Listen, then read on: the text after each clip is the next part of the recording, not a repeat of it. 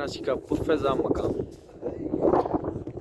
साइडों पे बादल छाए, काली घटा, और हम यहाँ पे पीरचनासी के मकाम पे पहुँच चुके हैं। हमारे साथ हमें ज्वाइन किया है अली मीर साहब ने। और ये देखें हमारा चंदा मामा, और ये बादल गरज रहे हैं, ये देख सकते हैं आप, ये बादल गरज रहे हैं। वाह,